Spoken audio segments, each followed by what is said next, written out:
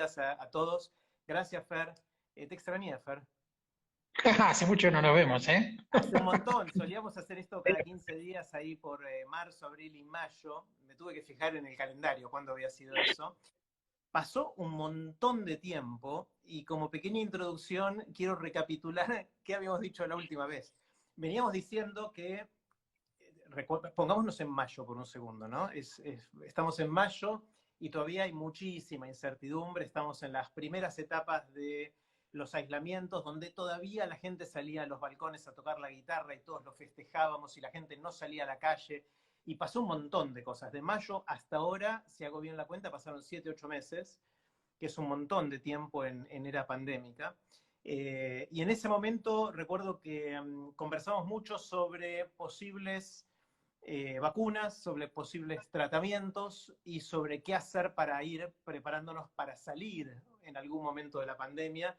Había visiones más optimistas de que esto se resuelve durante el 2020, otras que decían va a requerir varios años para volver a cierta normalidad, pero bueno, pasó un montón de tiempo y vos estuviste involucrado muchísimo en este tiempo, así que como conversamos antes de empezar, es una ocasión espectacular para conversar con toda la comunidad y contarles qué fue lo que pasó, qué fue lo que aprendimos, qué aprendiste en este camino tanto de las vacunas, que de repente no había ninguna y de repente había un montón de candidatas, que funcionaban cada una de una manera un poquito distinta que no termino de entender, así que seguramente podrás iluminarnos un poquito con eso. Y también sobre posibles tratamientos, si mientras tanto, hasta que no estemos todos vacunados y sigamos enfermándonos con el coronavirus, con el COVID-19, qué hacer, sobre todo para esas poblaciones más de riesgo que tienen más riesgo de vida o de no pasarla muy bien o de hecho pasarla muy mal si contraen el virus. Entonces, eso era en lo que estábamos, eso era lo que pasó.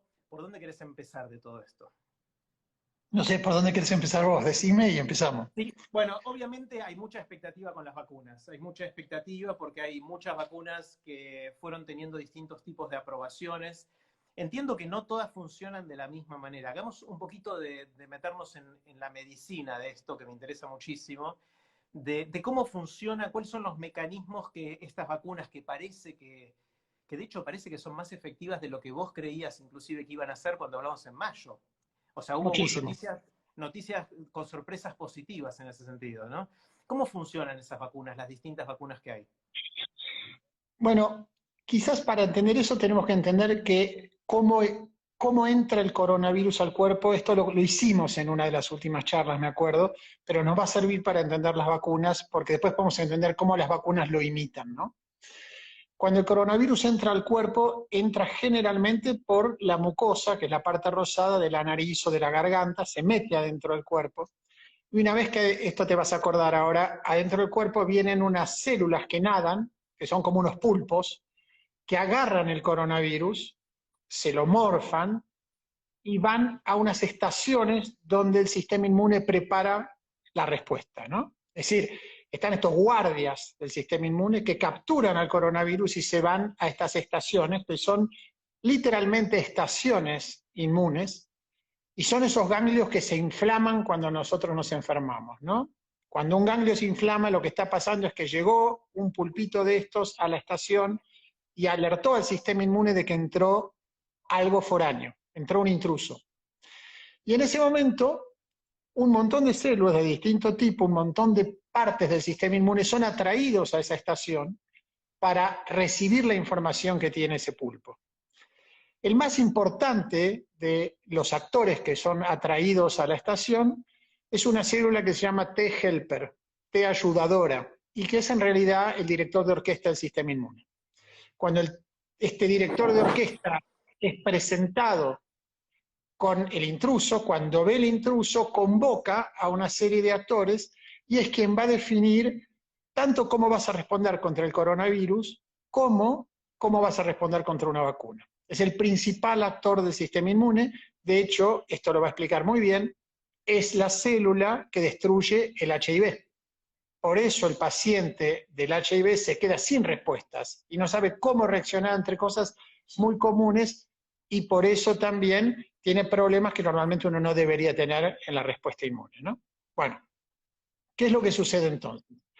Este director de orquesta convoca a la estación dos células, básicamente, dos tipos de células principales, muchas, pero dos principales. Una se llama célula B, porque en inglés la médula ósea se llama bone marrow, y esta célula B es la encargada, porque está siempre en la médula ósea, de producir anticuerpos. Entonces eso es una fábrica de anticuerpos que sale de la médula ósea y entra a lanzar y lanzar y lanzar y lanzar anticuerpos en forma interminable, llenando el plasma, que es el líquido de la sangre, de anticuerpos. Esa célula B, en un momento, se va a equilibrar entre dos tipos de respuestas. Una va a ser una cantidad estable de anticuerpos, y esa cantidad estable de anticuerpos va a quedar siempre dando vueltas en la sangre. Pero si vuelve este intruso, va a haber una cantidad de estas células B que se van a volver a la médula ósea, al bone marrow, y ahí se van a quedar para actuar como una memoria. Y si hace falta ampliar la respuesta, pues van a contribuir más. Ya tenemos la mitad de la respuesta inmune. Los anticuerpos se producen así. Hay otro problema en el sistema inmune, que es una vez que los anticuerpos no pudieron frenar algo, los virus, el coronavirus, se mete dentro de las células y entra a multiplicarse dentro de las células, ¿no? Esa multiplicación dentro de las células la soluciona una célula que se llama T citotóxica. ¿Por qué citotóxica? Porque es tóxica para las otras células infectadas y tiene como unas pequeñas balas con las que mata a las células infectadas. Entonces el cuerpo tiene los anticuerpos, que yo los explicaba mucho más, ahora todo el mundo los conoce, que se pegan a los virus y no dejan que entren a las células, y los citotóxicos, o los linfocitos T citotóxicos, que matan células infectadas. Ese es el corazón de la respuesta inmune. ¿Qué pasa con el coronavirus? Vamos a llegar a las vacunas ahora. El coronavirus es como una nave espacial. Afuera es como un erizo, lleno de pinches. En el medio tiene pegamento, como suprabón, y adentro tiene una cápsula, que es como si fueran esas cápsulas espaciales que se abren en las películas de ciencia ficción, y del medio sale una tirita, un espagueti. El espagueti es el ARN. Entonces, el virus va, el erizo va, se clava en las células, se abre y libera esa cápsula, la cápsula se abre y libera el ARN. El ARN es el que lo instruye al cuerpo a generar más virus. Por eso el virus se multiplica dentro del cuerpo. El ARN está diciendo, multiplícame el erizo, el pegamento y la cápsula, y haceme más de estas, y sacame más copias de ARN para que yo le indique a otras células que hagan lo mismo, y lo mismo, y lo mismo. Y el cuerpo va tratando de atajar esos pequeños erizos que andan por la sangre con anticuerpos y matar las células donde ya se metió el erizo con los linfocitos T citotóxicos. Eso es lo que está pasando cuando uno se infecta. Al final, la respuesta se vuelve lo suficientemente robusta como para que en general la enfermedad se termine. Si no la puedes terminar, estás en problemas. Bueno, hay tres maneras de generar vacunas. La primera es agarrar, por ejemplo, un virus que sea como un caballo de Troya, que se mete adentro del cuerpo, y adentro tengo una copia de ARN de coronavirus. Eso es la Sputnik, eso es AstraZeneca, eso es Janssen, esas tres las conocen porque anduvieron dando vueltas acá en la Argentina, y tantas otras, pero ese es el concepto. Entonces uno mete un virus distinto, pueden ser distintos virus, no nos metamos ahí. El cuerpo cree que está viendo algo que vio otras veces, en algunos casos va a reaccionar contra ese algo, porque lo vio anteriormente. Entonces va a haber directores de orquesta y fábricas de anticuerpos y linfocitos T citotóxicos contra la vacuna. Eso es la Sputnik.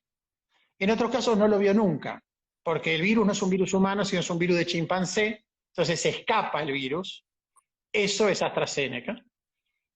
Y este virus, que es otro virus, suelta adentro de las células un ARN, que es otra vez lo mismo, que le indica a las células, sinteticen esta proteína, sinteticen esto, pero no es todo el virus, es solamente el erizo. Hagan el erizo, dice, porque el erizo es el que usa el coronavirus para clavarse dentro en las células. Entonces, estas células empiezan a hacer más y más erizos que no pueden causar enfermedad porque no tienen ni el suprabón ni la capsulita, pero que son suficientes para que el sistema inmune diga, opa, miren este intruso, miren este erizo. Entonces otra vez tenemos producción de anticuerpos y linfocitos T citotóxicos, y esa es la respuesta que te protege. ¿Cuáles son los problemas que tienen las vacunas estas? Lo primero que hay que entender con las vacunas es que las vacunas verdaderamente son productos que nunca terminamos de conocer hasta que los empezamos a usar y nunca terminamos de conocer de saber quién va a ser el mejor. La prueba de eso es que yo esperaba que Pfizer no funcione como funcionó, y de hecho yo a los líderes del programa de Pfizer en Estados Unidos dentro de la compañía los cargaba y le decía, estás cegado por el entusiasmo, no va a pasar lo que vos crees que va a pasar. Y él pensaba que las vacunas iban a funcionar en un 70%. Así que imagínate a dónde alcanzó la vacuna, ¿no? Pero en cualquier caso, el problema de estas vacunas, una es que hay un caballo de Troya que tiene sus acciones, hay un virus que se está metiendo en el cuerpo. ¿A dónde va ese virus? ¿Qué puede hacer que no tenga que ver con actuar como caballo de Troya? Puede hacer algo por sí mismo, puede causar un efecto inesperado porque lo estás inoculando de una manera diferente a como ese virus entra normalmente al cuerpo, que entra por la mucosa y acá lo estás dando en una inyección. Esas son las preguntas de ese tipo de vacunas. Y esas son las dudas que aparecen, por ejemplo, cuando AstraZeneca tiene 2 eventos de mielitis transversa, que es una enfermedad autoinmune rara que afecta a la médula espinal y te deja paralítico o transitoriamente paralítico.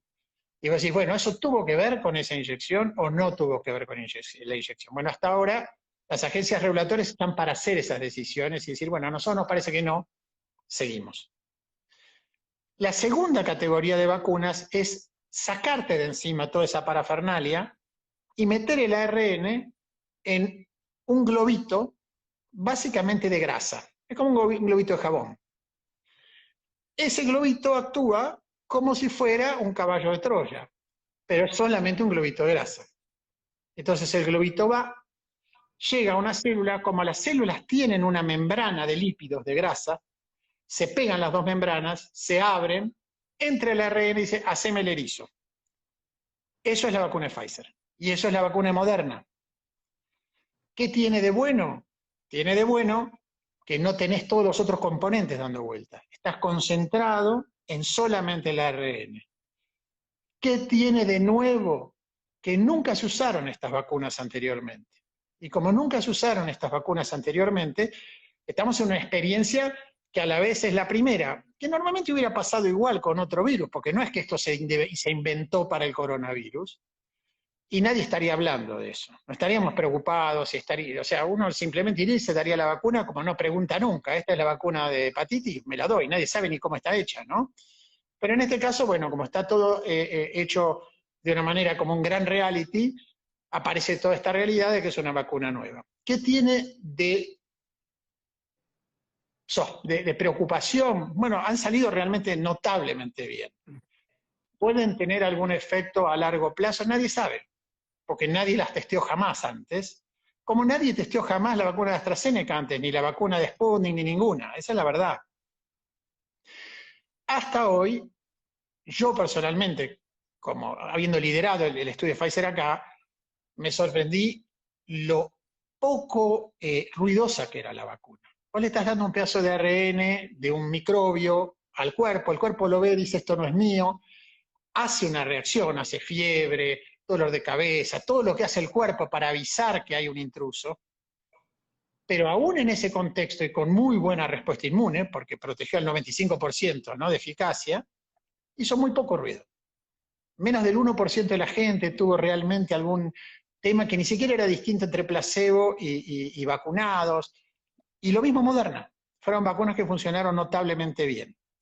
Las dos tienen una ventaja, que es que lo mismo que las otras, cuando hacen todo este proceso de infección, imitan la infección que había causado el coronavirus. Entonces el cuerpo responde naturalmente. El cuerpo responde diciendo, genero anticuerpos, genero linfocitos T citotóxicos. Con esto me encargo de lo que anda nadando por la circulación del plasma y de la sangre, con esto me encargo de matar células infectadas.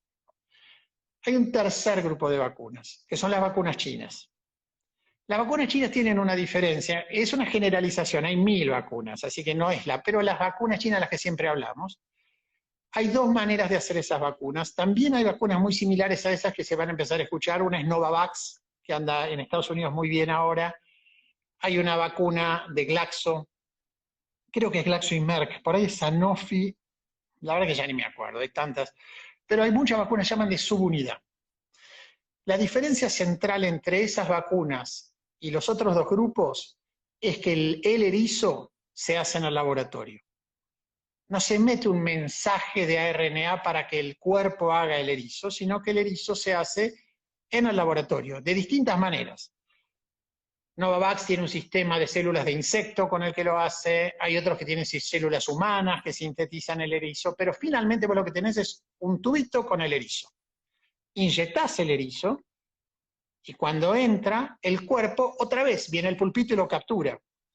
Pero el pulpito tiene una diferencia sustancial en ese caso, que es que dice, ojo, esto no es infeccioso, esto es una proteína foránea que anda dando vueltas con el cuerpo, como si fuera una alergia. Esto no nos pertenece, pero no nos viene a infectar, porque no pesca un ARN, no pesca, sino que lo que pesca básicamente es un pedazo de proteína. Y el cuerpo contra esas proteínas tiene una respuesta natural diferente a la respuesta que tiene contra las infecciones, porque sabe que no va a tener que matar células infectadas, porque no va a infectar la proteína. Infectar que si no se va a meter en otra célula y va a multiplicarse. Dice, acá hay un pedazo de algo que alguna vez estuvo acá, que parece ser un erizo, pero solo veo la cubierta, no se va a multiplicar adentro nuestro, no va a andar metiéndose en todas las células. Podemos responder de otra manera. ¿Y cómo responde? Hagamos anticuerpos. Pongamos un montón de anticuerpos en la sangre y tapemos a todos los pedazos de proteína para que no jodan, pero no nos preocupemos en hacer linfocitos T citotóxicos porque estas respuestas, esto que acabamos de encontrar, no se mete adentro de las células. Lo segundo que el cuerpo piensa es, esto no parece un gran dilema, porque es en última instancia nada más que un pedazo de proteína. No refinemos la respuesta de las defensas al extremo. No estemos permanentemente mejorando la respuesta para tener la mejor llave para la cerradura. Con tapar esto alcanza. Esas son las respuestas chinas. ¿Cuál es la pregunta que subyace esas vacunas? Cuando vos das la vacuna, y la respuesta es muy abundante, muy abundante, muy abundante, está la cantidad de anticuerpos que hay en el plasma, que si el coronavirus trata de entrar se le pegan por todos lados, y es un poquito como esas películas que alguien está parado en la calle y vienen los diarios y se le empiezan a pegar, y el coronavirus no puede infectar a nadie. Con el tiempo, como este es un efecto transitorio, porque lo que el cuerpo ve es algo que entró pero que no se va a multiplicar, esa respuesta baja. Y cuando baja, y quedan pocos anticuerpos, la pregunta que queda latiendo en las vacunas chinas, en la vacuna de Novavax en Estados Unidos, en algunas otras vacunas recombinantes como hablábamos, es si esos anticuerpos van a ser lo suficientemente fuertes cuando sean pocos, para parar al coronavirus como si fuera un caballo desbocado de seguir metiéndose dentro de las células. Y eso no se sabe. Entonces, la pregunta que subyace a esas vacunas está ahí. Ahí tenés medio como el panorama cuando uno decide meterse en cada uno de los estudios. Está genial. Para las 547 personas que nos están viendo ahora, todo esto que dijo Fer entra en el parcial, así que estudienselo bien. Pero no, lo importante es tratar de entender que hay muchos mecanismos para estas vacunas y por eso proliferan tantas vacunas. Y lo que a mí me llama mucho la atención, dado las conversaciones previas que tuvimos, es el alto grado de efectividad que parecen tener las que van en punta en la carrera, algunas ya aprobadas en distintos países, algunas se están empezando a dar lentamente, porque todavía la fracción de la población que está vacunada es ínfima en prácticamente casi todos los países, inclusive en Estados Unidos hay muy poquita gente vacunada respecto a la población general. Muchos se están preguntando acá, ¿qué hago? ¿Me vacuno? ¿No me vacuno? ¿Me vacuno ya? Espero que haya otra.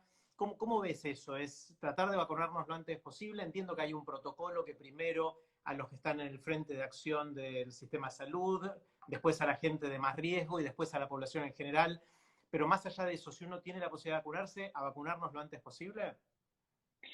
Bueno, uno realmente no es el dueño de su decisión, ¿no? Una de las cosas que ha pasado, no en la Argentina, sino en el mundo entero, es que estas vacunas las define hoy el Estado. En todos lados, esto no, o sea, te llaman en Estados Unidos y dicen el miércoles te vacunás. No es que vos vas, como en cualquier vacuna que ha sido toda la vida y simplemente te das una vacuna. Así que si estás en un grupo, pues estás ante estas son las vicisitudes que tenés que enfrentar cuando te vacunas. El otro componente de decidir vacunarte es que, a ver, vos me decías, ¿no? Lo bien que le fue a Pfizer. Acá hay dos partes de esta historia. Yo creo que hay una cosa muy atractiva en estas vacunas de ARN, porque vos te acordás que poquito tiempo demoró secuenciar el coronavirus. Qué poquito tiempo demoró en China saber que esto era un coronavirus, que era nuevo, que le pusieron nombre. Eso fue nada. Una vez que haces eso, vos copiar ese ARN no te demora ni 5 días. Después tenés que armarlo un poco, bueno. Pero ya lo dijo el otro día, creo que es el presidente de BioNTech, ¿no? Dijo, si el coronavirus cambia en 6 semanas tenemos vacuna. Esto es es un hito para el desarrollo de vacunas a futuro, porque permite responder muy rápido, mucho más rápido que esta vez y mucho más rápido que nunca se pudo, porque otra cosa es hacer la proteína fuera del cuerpo, ver si queda exactamente igual, qué tipo de respuesta generas, y otra es copiar el mensaje que tiene el virus y decirle al cuerpo, che, sintetizame esto. Entonces, eso es un cambio enorme, primero. Pero la segunda cosa es que, por lo tanto, esto puede ser que estas vacunas funcionen bien, más allá de ser estas vacunas de ARN tan buenas, o no. O sea, sí, pero ser especialmente buenas, o quizás el virus es especialmente torpe. Porque todas las vacunas parecen funcionar bastante bien. Es verdad que no vemos los datos de todas las vacunas. Datos conocemos, reales, de Pfizer y de Moderna, ¿no? Esos están en el New England Journal of Medicine, los lee cualquiera. Conocemos algunos datos de AstraZeneca, bastantes, pero una publicación, a mi juicio, un poquitito despareja, ¿no? Donde AstraZeneca comete un error en el estudio y a un grupo de gente le da menos dosis de la que le debe dar, pero lo incluye en el análisis. Más difícil leer ese trabajo. Y después tenemos reportes de no fue bien, no fue súper bien. Eso es todo lo que sabemos. Entonces, en ese contexto es donde estamos parados. Cuando uno está en el escenario de las vacunas, sabe muy bien que lo que pasó es un milagro. Porque lo normal hubiera sido que el 85-90% de las vacunas fracasen y que el resto sea mediocre. Porque es la ley de las vacunas, ¿no? Las vacunas de gripe son mediocres y llevamos 50 años de vacunas. Y la vacuna de sincicial respiratorio, que es el otro virus en el que yo trabajo, se trató de hacer en 1963 por primera vez. Le fue muy mal, en el 67 le fue pésimo, todavía no hay. Entonces, la expectativa que ahora la gente cree que, viste, bueno, haceme una vacuna contra esto y contra aquello, es absolutamente falsa. Algo pasa. Hay dos posibilidades. Las empresas son todas brillantes y enormemente talentosas. A mí me cuesta pensar que eso pasó también solamente en el 2020 y no había pasado nunca. O el virus es bastante fácil de neutralizar. Si el virus es bastante fácil de neutralizar, estamos ante un fenómeno particular donde aún una vacuna mediocre funciona bien. Y las vacunas buenas son extraordinariamente buenas. Lo vamos a saber porque apenas haya otro germen al que se le haga una vacuna de ARN, si estamos en 95% de eficacia, se acabaron las enfermedades infecciosas. Pero si estamos en 60, tenemos que pensar que eso es muy bueno y que 95 es una excepción que da el coronavirus. Esto es gracioso porque yo estaba una vez charlando con alguien súper importante y me decía, bueno, pero esto funciona solo para 60%. Bueno, 60% es una maravilla. A principio del año pasado, yo trabajé en otra vacuna que con 40% se licenciaba. Y cuando estaban los tipos que estaban embarcados en la vacuna pensando que llegaban a 40%, salieron a festejar yendo a saludar a cada sitio del mundo donde se había hecho el ensayo. O sea que el 95 es absurdo. Absurdo. Cuando a mí me despertó Gonzalo una mañana y me dijo 95%, yo pensé que me estaba cargando. Yo dije, no me joda, ¿qué 95%? No lo podía, nadie, ni Albert Bourla en Pfizer esperaba eso, nadie, era absolutamente imposible. Gonzalo Entonces, es un miembro de tu equipo, ¿no? Sí, Gonzalo Pérez Mar es uno de los directores del programa. Y era muy temprano, me dice, che, Fer, mirá lo que pasó. Y yo jamás, nosotros teníamos muchas conversaciones yo con la gente de Pfizer de Estados Unidos y nunca me hubiera imaginado. O sea, lo hubiera apostado por cualquier cosa menos por eso. Y bueno, ahora después sí, ya ves que Moderna es igual, o sea, la lógica se va aplicando. Evidentemente son muy buenas, son mejores, vos ves la escalerita, pero sí es cierto que también el virus debe estar ayudando. Entonces, ese es el contexto donde están las decisiones de cada uno. Yo pienso que Fer, toda vacuna debe ser auditada y debe ser auditable. Y debe tener todos los datos al descubierto y debe tener todo visible. Y en ese contexto, no importa, nunca vas al vacunatorio y decís, che, ¿de qué país es esta vacuna? ¿Quién la hizo? Eso no es el tema. El tema es saber qué es lo que vos estás introduciendo en tu cuerpo. Va, que lo sepan las personas que pueden tomar la decisión por vos, porque que lo sepa uno en general es como cuando yo voy, no sé, a comprar no sé, un auto, el tipo me dice, no, puta idea, no sé qué estoy comprando, pero confío en que alguien que sabe me está diciendo que no hay problema. Fer, son todas buenas noticias. Seguramente la producción, para que tengamos producción de suficientes dosis para tener inmunidad colectiva y que todos estemos, o una fracción importante de la población estemos inmunizados, falta, e incluso cuando eso suceda, la logística no es simple. Con lo cual seguramente van a pasar varios meses, supongo, o quizás un año, en el cual todavía vamos a seguir contagiándonos muchos del coronavirus. Entiendo que hay noticias de último momento que podés compartir con nosotros sobre el otro frente. La otra pregunta es, ¿qué hacer si nos enfermamos? Sí, esto nosotros lo charlábamos ayer. La verdad que ahora, hace 30 minutos debe estar, yo no llegué a verlo porque empezamos nosotros, el trabajo de plasma en el sitio del New England Journal of Medicine. Ya se acabó el embargo, va a estar en el New York Times, en el diario El País, en CNN, en Folia de San Pablo, por todos lados. En el Telegraph, qué sé yo, no sé, yo me acuerdo que yo hablé, pero todos nosotros estamos hablando con distintos medios. Y esto es importante, yo quería hablarlo acá en particular porque de aquí salieron muchísimos de los voluntarios que trabajaron con nosotros en el estudio. Y de hecho, que si agarran el trabajo hoy y se meten en el sitio, van a ver que sus nombres están al fondo, son tantos que por ahí alguno no está, no se enoje, trabajamos con lo mejor posible en eso, siempre es así, pero evidentemente tuvimos centenares de personas que estaban, y todos los que de alguna manera salieron los nombres están listados y agradecidos, está el tuyo, Jerry, también. Ah, sí. Sí, sí.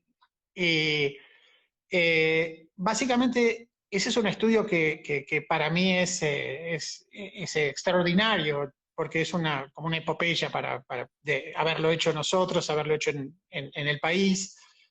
Si ustedes lo piensan racionalmente, al final conseguimos hacer el, digamos, el trabajo más importante de vacunas, conjunto con otros 152 grupos del mundo, pero nosotros fuimos el grupo líder del mundo en el trabajo de vacunas. Y hay un montón de gente que vos conocés muy bien que estuvo en ese trabajo con nosotros. Y si vos mirás la lista de autores de ese trabajo, vas a ver que los autores son como si fueran la marquesina de la calle Corrientes o de Broadway. Se ponen por importancia en el trabajo. Y el primer nombre de ese trabajo es mío, soy yo. Y está Gonzalo, que yo te decía, y es el tercer investigador, y había lugar para 6 investigadores más la gente de Pfizer, punto final. Y había 153 sitios en el mundo, o sea que Argentina fue muy importante en ese trabajo, muy, enormemente importante. De hecho, contribuyó casi el 20%, contribuyó 37 de los 170 casos que licenciaron la vacuna de Pfizer. Y lo interesante de eso es que de los 37, una única persona recibió vacuna. Los otros 36 recibieron placebo. Y la otra parte de la historia es que, si vos lo pensás, había 152 sitios. Argentina debería haber contribuido un caso de los 170. Contribuyó 37. Entonces, en el rol de generar una vacuna, que está haciendo, digamos, un montón de bien, jugamos un rol central. Y en el rol de generar una estrategia de tratamiento, también. Lo que está hoy en esta misma revista, que es una especie de New York Times de la ciencia, es un trabajo que muestra que el plasma de convaleciente, que es el plasma que veníamos explicando, que los linfocitos B llenan de anticuerpos, cuando se le extrae a una persona y se le administra a otra, puede, ahora lo explicamos bien, puede prevenir la progresión de la enfermedad. Entonces ahí vienen miles de preguntas. Escuchamos hablar de plasma hace un montón de tiempo sin parar. ¿Por qué ahora cambia el discurso sobre plasma? ¿Por qué estamos diciendo el plasma funciona? Cuando ya escuchamos 70 veces que el plasma funciona o no funciona, y al final dijimos, bueno, no funciona, basta con esto. Bueno, ahora va a ser mucho más fácil entenderlo, porque si ustedes se acuerdan bien, nosotros estamos hablando desde unos minutos de que cuando el erizo entra e infecta las células, etcétera, se hace todo este proceso para generar anticuerpos, pero que los anticuerpos no sirven para matar células infectadas, sino que sirven para pegarse a los virus que están en la circulación, en el plasma, en la sangre, e impedir que entren a las células. A las células infectadas las matan los linfocitos T citotóxicos, eso lo hablamos 20 veces hoy. Bueno, todos los estudios que se hicieron antes de plasma se hacían cuando el cuerpo tenía muchísimas células infectadas. Más o menos en promedio empezando el día 8 de síntomas, cuando el tipo está hospitalizado, necesitando oxígeno, gravemente enfermo. En ese momento, agregarle anticuerpos al individuo que está ahí no le cambia nada, y esto creo que alguna vez lo hablamos medio, porque ya está, lo que tendrías que agregarle es linfocitos T citotóxicos que no se pueden agregar, porque tienen un montón de factores más complejos. Entonces uno le agrega anticuerpos a un sujeto que ya está en la cama lleno de anticuerpos propios, pero que ya los anticuerpos cumplen un rol secundario porque el verdadero rol son estas células que van matando a las células que ya están infectadas. En cambio, lo que nosotros hicimos es decir, vamos a llegar a estos pacientes lo más temprano posible. Cuando estos pacientes recién se estén infectando o recién se estén enfermando, para tratar de bajar todo lo posible la distribución del virus en las células y permitir que el sistema inmune se encargue de limpiar lo poquito que hay. Y crucemos los dedos de que lo podamos hacer lo suficientemente temprano. Entonces lo que pasó es que armamos todo este programa del que muchísima de la gente que está en la audiencia seguro que fue parte, en el cual nosotros tratábamos de detectar a personas mayores, ahora explico por qué, en los primeros 2 días de síntomas y tener 24 horas para diagnosticarles coronavirus, para llevarlas al hospital y para enrolarlas en el protocolo y ver si el plasma, comparado con placebo, es decir, la mitad era sorteada plasma y la mitad placebo, podía prevenir la enfermedad, podía prevenir la progresión de la enfermedad e impedir que los pacientes llegaran a la instancia en la cual los otros estudios empezaban a estudiarlos, que es en el momento en que necesitaban oxígeno. Para nosotros la batalla estaba perdida el día en que el paciente se volvió un candidato para los demás estudios. Por esta lógica que yo expliqué.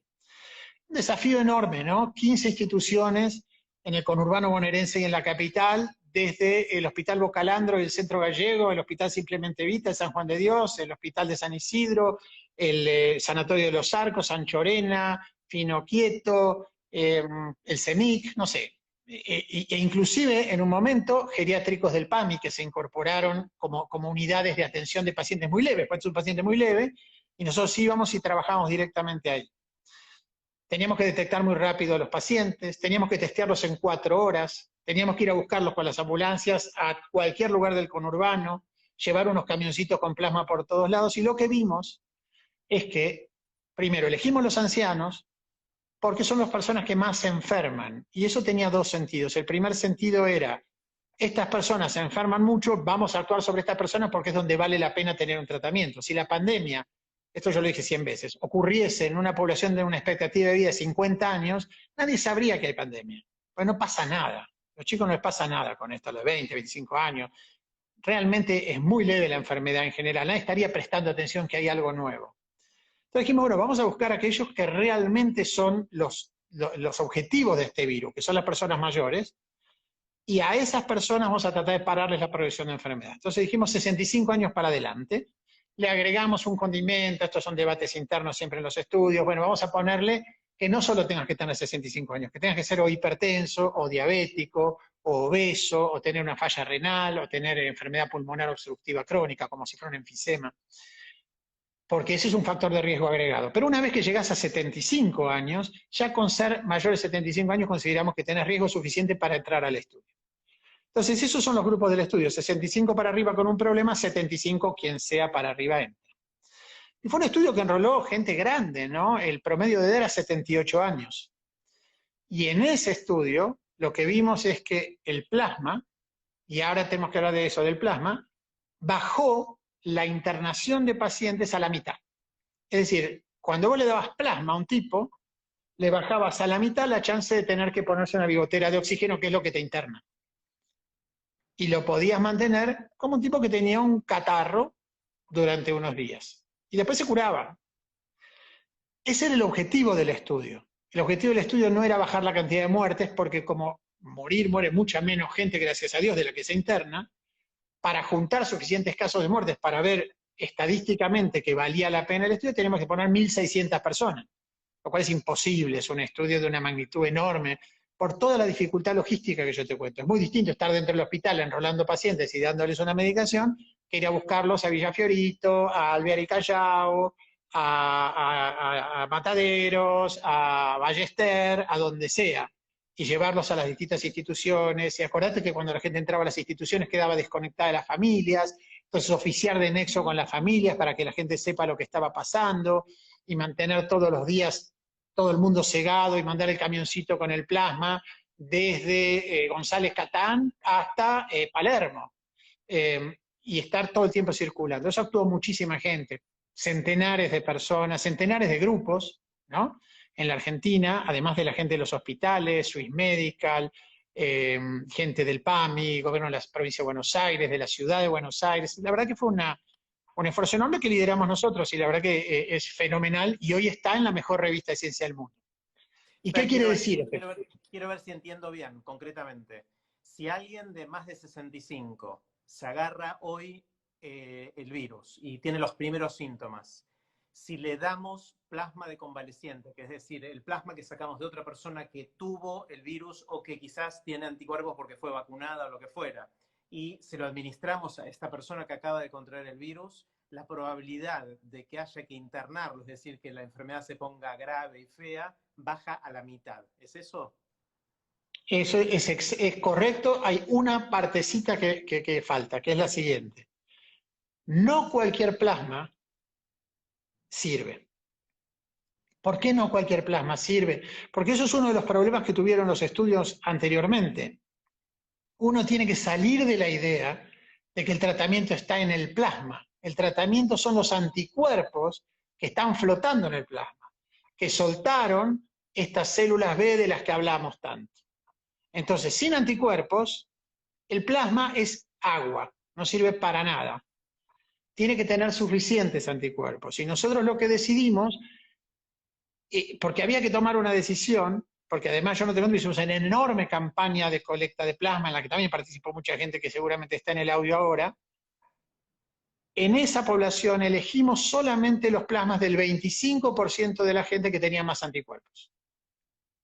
Y esos, que son un título que se dice 1 en 1000 por un test que hizo el Leloir, pero todos los test funcionan, el 25% más alto te baja la internación a la mitad en este caso. Y esto tiene un mensaje re importante. Si vos usás el 15%, es decir, la mitad de eso, o sea, usás anticuerpos arriba de 1 en 3000, 3 de cada 4 personas no requieren oxígeno. O sea que el efecto es mucho mayor. Tenés que tratar más o menos 4 personas para que uno de los que iba a terminar con una bigotera, una máscara o más gravemente, sea prevenido. ¿Tá? Ahora, este es el concepto para mí central. El plasma es el seguro médico. Uno se pasa el plasma cuando cree que no le hace falta. Viste que vos no te vas a sacar Swiss Medical, de Medicus, y el día que estás hecho pomada porque no te toman. Vos lo haces el día que pensás que no te va a hacer falta, para que el día que te haga falta esté ya adquirido. Bueno, esto es igual. En el momento en que uno dice, bueno, voy a ver si este coronavirus es bravo o no es bravo, todo el mundo empieza igual, todo el mundo empieza leve, todo el mundo empieza con muy poquitos síntomas. Y después da el salto. Para el momento del salto el plasma no sirve más. Entonces el concepto es: tenés una ventana pequeña y no tenés que ser sonso. En esa ventana, si tenés síntomas, tenés que llamar al médico, tenés que testearte, tenés que tener una respuesta, y si sos positivo y sos mayor, tenés 65 más o 75 más, ¿viste? Esto se acomodará según la dirección de sangre, según cada una de las prepagas. OSDE está trabajando en esto, Swiss Medical, la Dirección Nacional de Sangre, el Ministerio de Provincia estuvo con nosotros mucho en ese trabajo, Salud de la Ciudad.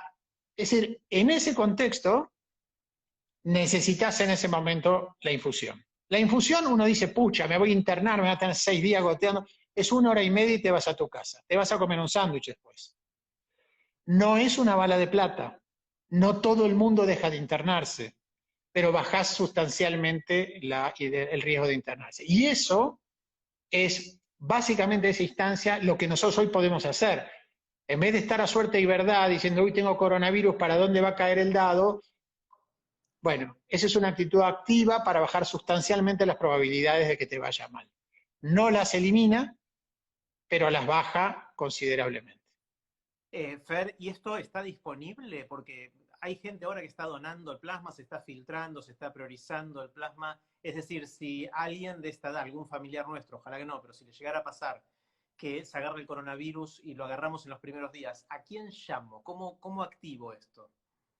Sí, bueno, eso es un tema importante, Jerry, porque hasta ahora, de alguna manera que ahora se hace público este conocimiento mientras nosotros estamos charlando, porque se hace público en la revista, porque cualquiera puede ir y bajarlo, etcétera, etcétera, eso debe modificar la práctica médica, debe poner la práctica médica en un lugar donde uno diga, esto es lo que hay que hacer. Pero hasta ahora eso no estaba disponible a ese nivel, de manera tal que uno pensaba en plasma cuando lo que necesitaba era linfocitos T citotóxicos, uno pensaba en plasma cuando el paciente estaba en terapia intensiva. Cuando el paciente tenía tantos anticuerpos por sí mismo en la sangre, que lo que vos le tirabas era una gota en el océano, no tenía ningún sentido. Entonces, en ese contexto, acordate que se diluye el plasma en la sangre. El plasma son 1/4 litro, 250 mililitros, la sangre son 5 litros, es una dilución de 1 en 20. Tiene que haber mucho anticuerpo ahí, pero siempre hay más anticuerpo en la persona enferma, pues lleva mucho tiempo enfermo, ya hizo anticuerpos, que ya no le son útiles en ese momento. ¿Se entiende, no? Sí. Entonces, ¿quiénes donan plasma? Y al donar plasma, ¿quiénes permiten que otros accedan al tratamiento? Bueno, dos poblaciones. Una población son los que estuvieron enfermos y estuvieron internados, porque son los que más anticuerpos tienen. Cuanto peor la pasaste, lamentablemente, más anticuerpos generaste. Entonces, las personas que estuvieron internadas o las personas que realmente estuvieron en cama pasándola mal muchos días, son buenos dadores de plasma y lo que se debe hacer es testearlos para no sacarles al divino botón plasma, porque es un procedimiento que no pasa nada, pero hay que pasarlo. Digamos, es pasarse un par de horas ahí e irse, no es ninguna cosa terrible, pero ¿para qué hacerlo si no hace falta? Además, hay un gasto incurrido en la salud en hacer eso al divino botón, que esté en este 15 o 25% que estamos charlando, que son guías que están generando todas estas instituciones. Lo segundo es las personas que son vacunadas. Sputnik, Pfizer hace excelentes niveles de anticuerpos, vacuna china, la vacuna que sea. Todas las vacunas generan una cantidad de anticuerpos que por lo menos es igual a la de un paciente internado. Y si vos necesitas tener en cada bolsita 3.000 unidades de anticuerpos y podés hacer 3 bolsitas más o menos por cada donación, en alguna de estas vacunas es tanto el anticuerpo que producen, y esto no es una exageración, que un tipo te puede dar 20 bolsitas en una donación. Eso quiere decir que 20 personas van a ser tratadas por esa donación. Entonces hay que estar muy atento porque es verdad que están vacunando a las personas de mayor riesgo, pero también las están privilegiando, porque uno es un privilegiado cuando es vacunado. Yo no estoy vacunado. Las personas que están siendo vacunadas están recibiendo algo que otros no. Entonces una manera de devolver a la sociedad esa vacunación es contribuir con una donación de plasma. Y se puede donar 2 veces por mes, por lo tanto mínimamente una persona te está dando 6 tratamientos en un mes. O sea que si vos lo pensás, yo siempre hacía el ejercicio con la vacuna de Pfizer porque es la vacuna que yo mejor conozco, pero en la vacuna de Pfizer un tipo te podía dar tranquilamente 12 tratamientos por donación, estabas haciendo 24 tratamientos por cada tipo que vacunaste. Vacunaste a mi tipo, tenés 24.000 bolsas de plasma colgando ahí. Entonces, esa es la manera de hacerte las bolsas, y después acceder a eso requiere que todas estas organizaciones instrumenten un plan que permita que en las próximas semanas eso empiece a estar listo. Esto no es un producto comercial que mañana está en la farmacia, se va y se compra, lamentablemente. Pero ahí hay dos claves, temprano y con la cantidad correcta de anticuerpos. Tarde o sin la cantidad correcta de anticuerpos es lo mismo que nada. Fer, qué groso que tanto lo de Pfizer, que es una de las vacunas que más rápidamente se movió y que más efectiva resultó ser, y este tratamiento a través de plasma sea resultado de trabajo de Argentina, ¿no? Desde nuestro país, de todo el equipo de Infant, o sea, realmente espectacular. Y yo sé que muchos de las 614 personas que están conectadas ahora fueron voluntarios en distintas etapas de estas investigaciones, así que son todos ustedes los que están ahí, artífices, protagonistas de esta locura increíble que logramos hacer acá, así que ojalá empiece a funcionar y empiece a devolvernos algún tipo de normalidad que nos deje volver a salir a la calle. Hay un montón de preguntas, Fer, no las vamos a poder hacer todas. Hay gente que pregunta casos especiales, por ejemplo, gente inmunodeprimida que haya pasado por un trasplante o algo así. ¿Puede darse las vacunas, sí o no? Depende de la vacuna y cada vacuna viene con recomendaciones estrictas. Muchas de estas situaciones son también un dilema porque se excluyen en los estudios, porque los estudios tratan de ir a una prueba de principio, es decir, esta vacuna funciona. Entonces quedan cosas que después se estudian más tarde, se van viendo con la administración. Son bastante amplias las indicaciones para las vacunas, pero cada una tiene tiene limitaciones. Bueno, hay que leer los prospectos. La respuesta es eso. Lean los prospectos o háganse asesorar por sus médicos si pueden hacerlo o no. Varias preguntas sobre la ivermectina, que no tengo ni idea qué es. La ivermectina es un antipiojo, creo yo, que es otra droga que digamos, in vitro se especulaba que podía tener actividad contra el coronavirus. Todas las drogas tienen la misma lógica. Uno agarra a la población en forma, digamos, imparcial y ciego, se dividen en mitades los grupos, la mitad se le da la droga, la mitad se le da placebo, ni el paciente ni el médico tienen que saber qué recibe cada uno. ¿Por qué? Porque el paciente se maquina, ¿no? Me dieron placebo, soy más vulnerable, entonces se enferma más de lo que se enferma. Entonces, por ejemplo, en estos test, vos podrías tener un tipo que en realidad es asintomático, que no tiene nada, por lo tanto no cuenta para la protección de la vacuna, que se maquina bien y te dice, no, creo que tengo esto porque sé que recibí placebo, vos lo hizo paz, da positivo a coronavirus, boom, caso. ¿Se entiende? Entonces, eso es, o yo médico, quiero que el plasma funcione, entonces sé quién recibió plasma, entonces digo, bueno, este me parece que está un poco mejor de lo que se ve, etcétera, etcétera. Entonces, ciego, control con placebo. No podés hacer un estudio con controles históricos, porque en mayo, cuando nosotros nos juntamos, había muchas cosas del coronavirus de las que no teníamos la menor idea, que hoy los médicos las saben. Entonces, un paciente que se internaba en mayo, se hacían muchas cosas mal que hoy se hacen bien. Entonces, vos no puedes comparar una droga ahora con una droga en mayo. Son distintas, porque el contexto es distinto. Yo siempre digo, cuando uno se va a operar del corazón, la pregunta al cirujano es cuántos corazones operó.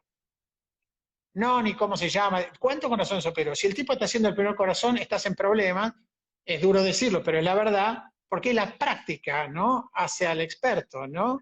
En inglés se dice practice makes perfect, y es exactamente eso. Entonces, esto es igual. Entonces, esos controles históricos siempre dan lo que uno quiere que den. Y tercero, es indispensable, y esto lo decíamos recién, que sea al azar la asignación. No es, mira, a Jerry lo veo muy sano, lo pongo en el grupo del tratamiento porque me ve bien. Entonces, randomizado, es decir, al azar. Controlado con placebo, ciego, ivermectina, hidroxicloroquina, shampoo para lavar el pelo, lo que se te ocurra, si funciona bien y si no funciona mal, ahí se termina. Está buenísimo. Hay varias preguntas respecto, y no sé si vas a tener vos la respuesta, pero te la hago, Fer.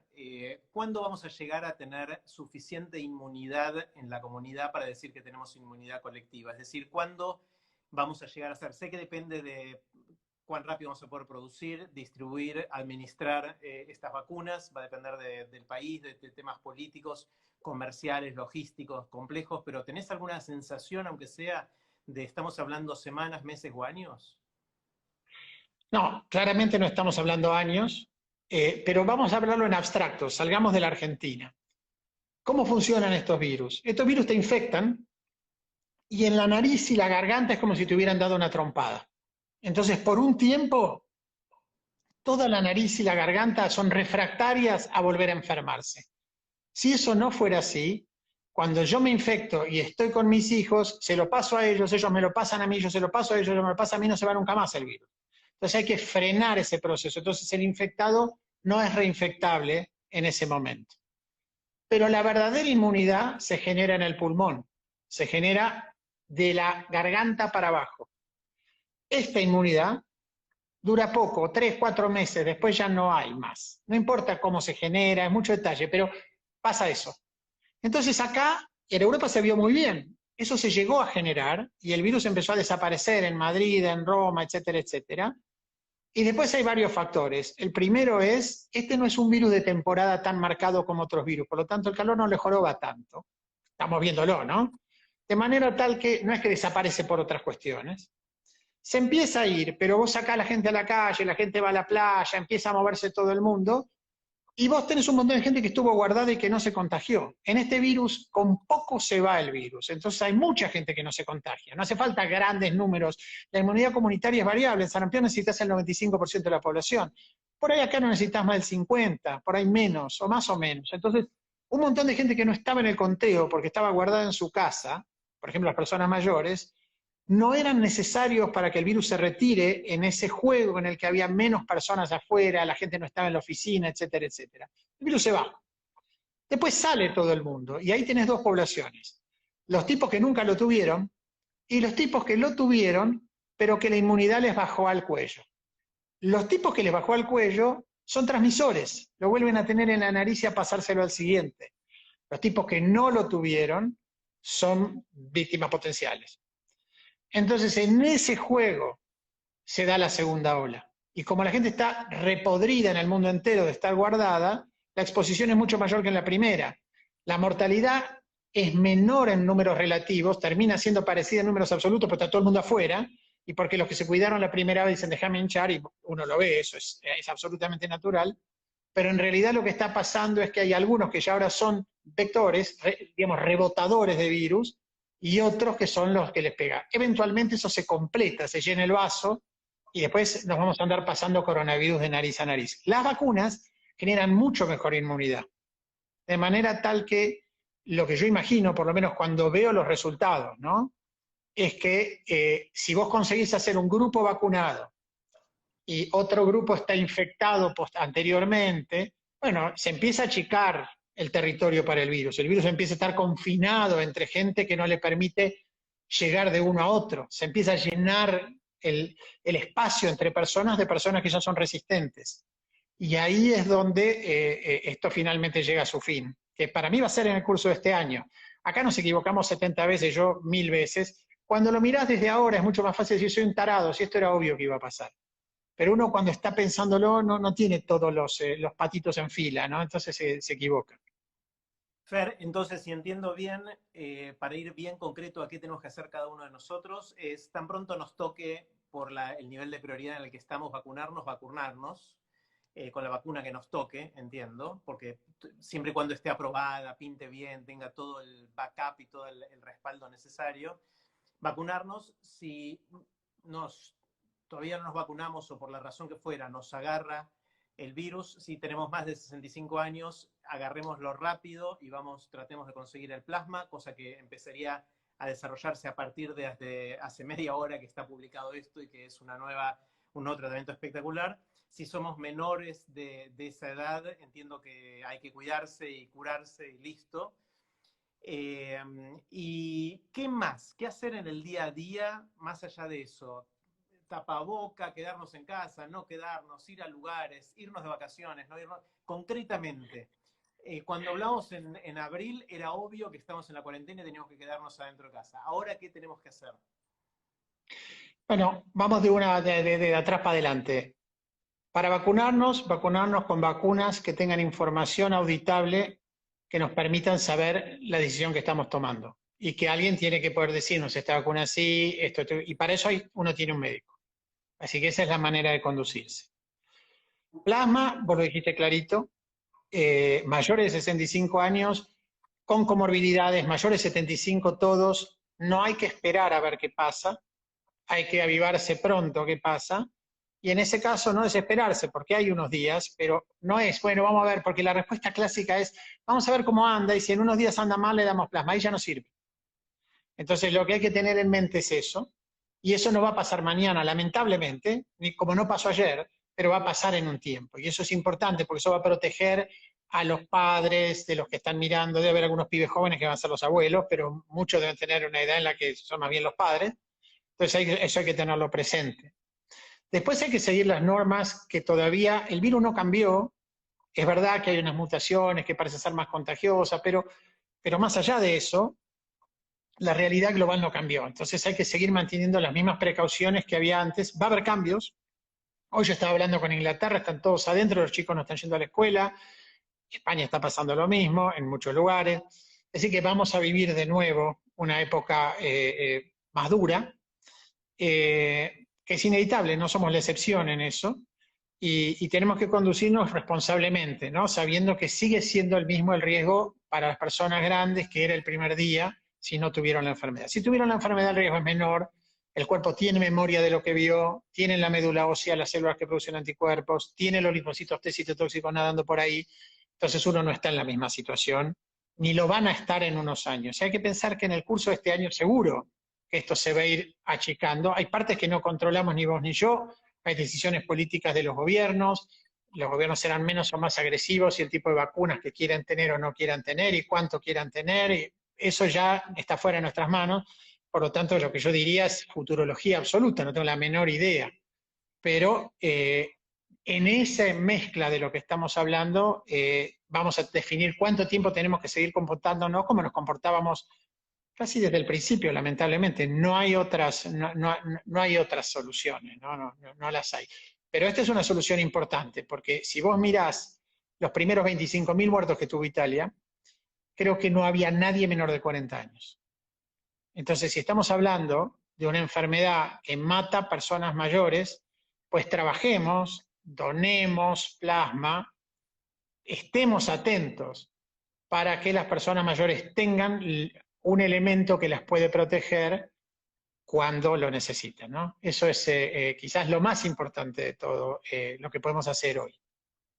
Fer, acá H me pasa por la cucaracha, hago este gesto, pero en realidad no tengo ninguna cucaracha acá, pero H me acaba de mandar un mensajito que vi ahí, que acaba de salir en la portada del New York Times esto, así que para los 600 y pico que somos acá tuvimos la exclusiva de tenerlo a Fer contándonos los resultados de este estudio, que ahora es primera plana en los principales diarios del mundo. Fer, una pregunta muy interesada de mi parte, y creo que hablo en nombre del equipo de TEDx Río de la Plata y de Clubes TED. Nosotros, como sabés, nos gusta hacer eventos grandes con un montón de gente, donde nos abrazamos y cosas así, y obviamente es una de las cosas que extrañamos muchísimo durante el 2020, y siempre nos preguntamos cuándo será el momento en que podamos volver a hacer eventos en persona, quizás no tan grandes como hicimos en algún momento, pero empezar en algún momento, ¿no? Y entonces, debatiendo y estamos ya planificando el 2021, la hipótesis de planificación que tenemos es definitivamente no en la primera mitad del año. Pero quizás, y no sé si es un poquito de, como dicen los gringos, wishful thinking, que es como pensar porque queremos ser optimistas en esto, quizás en la segunda mitad del año podamos empezar a vernos de nuevo. ¿Es razonable esa hipótesis de planificación o no? ¿Cómo lo ves? Si estuviéramos sentados en Inglaterra o en Estados Unidos, yo te diría que es enormemente probable. Ojalá. Yo creo que es probable. Va a depender de cómo curse. Nosotros venimos un poquito atrasados en términos de tiempos y en términos de acceso a vacunas, ¿no? Entonces, esa conjunción es la que va a decidir qué hacemos después. Ojalá sea lo antes posible. Bueno, y cuando sea, en gran parte va a ser gracias a muchos de los que están acá, que fueron voluntarios en todo esto, acelerando los tiempos de la cura. Así que gracias a todos, infinitas. Hay muchas preguntas más. Hay algunas que son muy específicas de casos particulares que no nos va a dar el tiempo de ver, pero creo que Fer nos contó mucho de lo que está detrás de las vacunas, de los tratamientos y de lo que tenemos que hacer para cuidarnos. Fer, como siempre, infinitamente agradecido. Extrañaba estas conversaciones públicas para que muchos puedan beneficiarse también de cómo explicás las cosas que nos dejan con una sensación de entender más y de cómo cuidarnos más cada uno de nosotros y a la gente cercana. Así que de mi lado, gracias, gracias, gracias. Gracias, Jerry, gracias por todo. Gracias a todos los que están del otro lado, que ahora no vemos, pues está sin mensajes, que nos ayudaron en esto y que fueron parte. Me parece que es una aventura increíble y es una aventura increíble desde Argentina, que no es un país central, que no es un país donde es fácil hacer estas cosas y sin embargo lo hicimos entre todos, así que creo que eso es una lección para todos nosotros a futuro. Bueno, nada más. Bueno, ahí volví a prender los mensajes por si quieren agradecerle a Fer y que él pueda ver los mensajitos. Están habilitados nuevamente. Gracias a todos los que participaron.